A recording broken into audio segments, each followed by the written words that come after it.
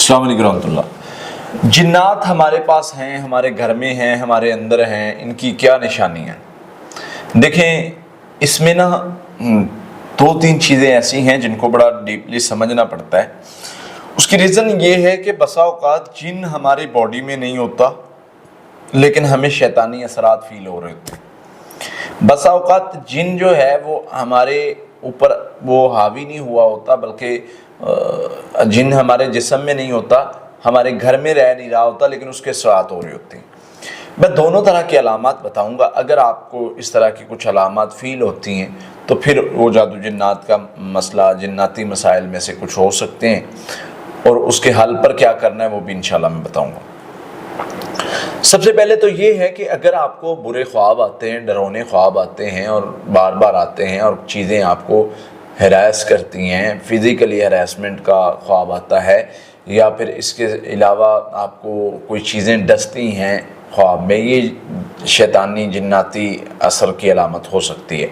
خواب میں کوئی مرد یا عورت آپ پر حملہ کرتا ہے، آپ کو مطلب عجیب عجیب مخلوقات نظر آتی ہیں، تو یہ بھی جناتی مسائل میں سے ہو سکتی ہیں۔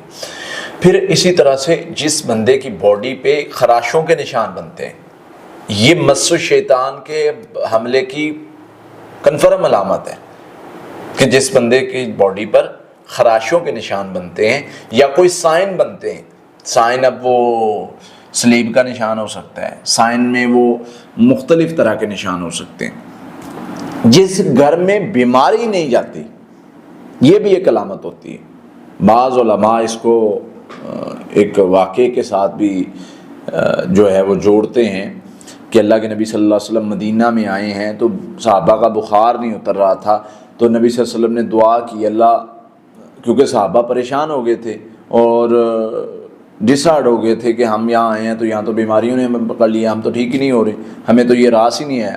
تو نبی صلی اللہ علیہ وسلم نے دعا کی، اللہ مدینہ کا بخار جوفہ میں لے جا، اور آپ نے خواب میں دیکھا کہ ایک عورت ہے کہ جو بہت لمبی ہے اور اس نے بڑا لمبا چوڑا لباس پہنا ہوا ہے، برقع ٹائپ کچھ اس طرح سے چیزیں پہنی ہوئی ہیں، اور وہ اٹھی ہے مدینہ سے اور جوفہ میں چلی گئی اور صحابہ کرام ٹھیک ہو گئے۔ تو بعض علماء نے اس سے یہی موقف لیا ہے کہ وہ کوئی جناتی اسیب تھا جو وہاں پر موجود ہونے کی وجہ سے، جس کے شر کی وجہ سے، نوزت کی وجہ سے صحابہ کرام پر اثرات ہوئے تھے، جن کی وجہ سے وہ بیمار تھے۔ بہرحال ہر ایک عالم دین کا اپنا ایک موقف ہوتا ہے، اس کو درست بھی کہا جا سکتا ہے اور اس کے کوئی اور مطلب مفسرین بھی معنی لیتے ہیں۔ بہرحال بات سمجھانے کی یہ ہے کہ یہ علامات، یہ اس طرح کے اگر معاملات آپ کے ساتھ ہو رہے ہیں تو وہ جناتی مسائل ہو سکتے ہیں۔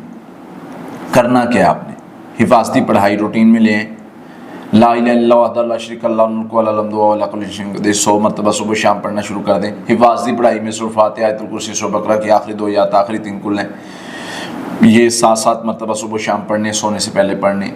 پھر اس کے ساتھ آپ نے، اگر آپ کو یعنی شرارتوں کا مسئلہ ہے، جنات شرارتیں کرتے ہیں، سورۃ المومنون آیت نمبر 97 98 یہ پڑھنی ہے۔